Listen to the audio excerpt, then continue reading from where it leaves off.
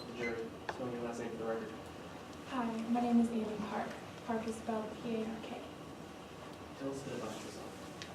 Well, I'm married to my husband Lee. We've been married for 22 years now. We met in college after I finished the Navy. We moved to Fairview and started working at the hospital. And that's when I had my daughter Sydney. And now I'm a college administrator. Tell us more about Sydney.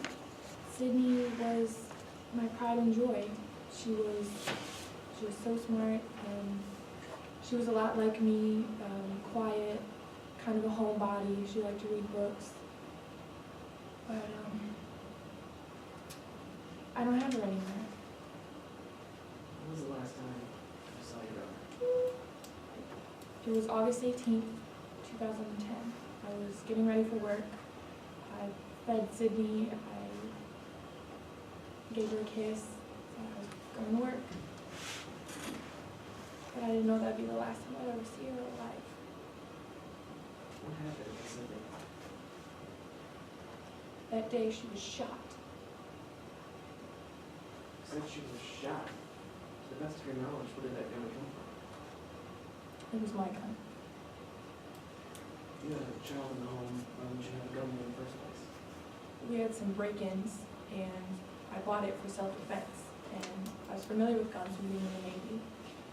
And since my husband was traveling a lot, I bought it solely for safety. How did you store your gun? I stored the gun in a Galucci safe, which after doing a lot of research, which I found to be very reputable, and I stored the bullets away from the gun, and I stored the combination as best I could. I want to talk about this combination. Where did you store it? I stored it in my office in a filing cabinet drawer. If I were to show you a picture of this drawer, would you recognize it today? Yes, I'm sure.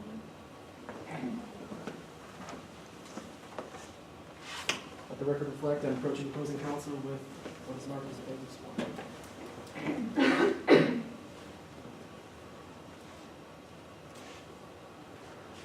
And approach the witness in turn.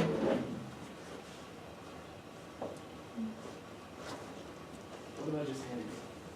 This is a picture of my filing cabinet drawer. Do you recognize it to be a fair and accurate copy? Yes, this is my filing cabinet drawer. Why did you keep your combination in this drawer?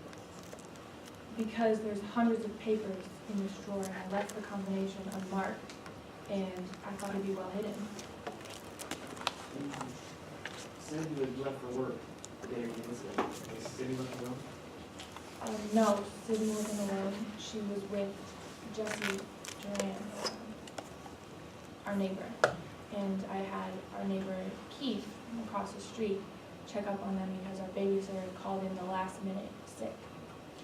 Who was Jesse Duran? Jesse was our next door neighbor at the time and played with Sydney from time to time. He was one of her friends. And we watched Jesse when Jesse's father had to go to work. Who was Jesse's father? Hayden Burns. What was your relationship with Hayden?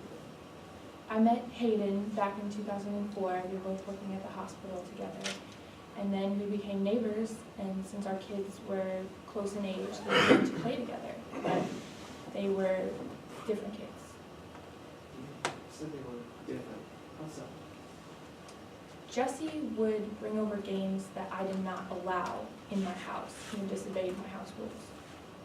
To your knowledge, who acquired these games for Jesse? Jesse told me that his dad bought them for him. Would you ever allow Sydney to play games such as these? No, never. Sydney's games were rated E for everyone, and anything that I thought might be questionable, I played with her myself or my husband or a babysitter to make sure she was supervised. When Jesse had these games, did you ever take issue with that? Yes, when he brought them over, I took them away, and I told him that he could have them back when his dad came to pick him up. How did Jesse seem to react when he did this? Jesse was very upset, and Objection, Your Honor, improper character evidence. May I be heard? Really? Opposing counsel is trying to show that in this instance, since Jesse Duran acted in a certain way when when Ms. Park took away his guns, that he is therefore going to act this way on the day of the incident. Response? Your Honor, we are merely trying to show knowledge possessed by Hayden Duran. If you would allow me to proffer. Please. My witness will go on to tell you that she informed Hayden Duran of this incident, and she will go on to discuss Hayden Duran's reaction to said incident. Right, I mean, but still divulging the underlying, I mean, it's one thing for this witness to say, you know, Jesse reacted in a certain way, thus I contacted the parents, but actually divulging the particulars of that action, I mean, don't you think that that could be construed as character evidence? Your Honor, we're not presenting this as character evidence to show Jesse acting in conformity of. We are merely showing this as something Hayden would have knowledge of, which is pertinent to this case. Response? Your Honor, I reiterate, this is the textbook case of improper character evidence. They are using the specific situation that Jesse Duran acted in a certain way and acted, and using this to show that on August 18th, he would have acted this way too. This is showing conformity and therefore should not be admissible. But if opposing counsel was using it to show knowledge on the part of your client, would that make it escape character, I guess the restraints of character evidence? I then asked that opposing counsel not say exactly what Jesse's reaction was and not characterize what Jesse did, but in fact jump straight to telling how they told Hayden.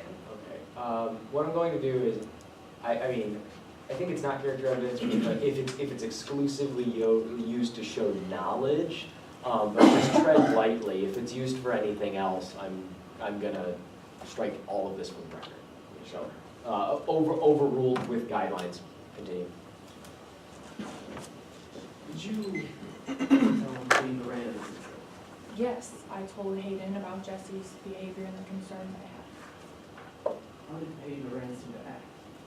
Hayden brushed it off and made excuses. Okay. Bring you to the events of August 18th, 2008. What happened at work? Well, I had just gotten to work, and that's when I got a phone call from the police. What did this call say? They told me that there had been an incident and I needed to hurry home. Did you go home? Yes, I was very, very nervous. I sped the whole way home. And when I got home, I will never forget what I saw. What did you see? I saw cop cars everywhere and an ambulance.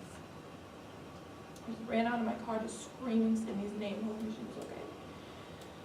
And I got to my house and I went in, but I wish I would have just stayed outside.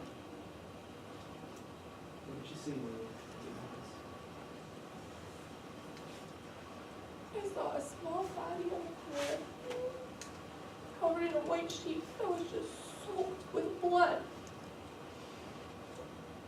And I saw pink flip-flops on the fetal body. And I just knew, fell to my knees, and I was just crying. What was it? It was Sydney. My baby girl was dead. I just wanted to hold her one last time. But I couldn't because the police just dragged me out of there. Thank you. Any questions? I ask that I retreat plaintiff's one when admitted evidence. Motion to adjourn. No objection. All right. Mr. Anderson?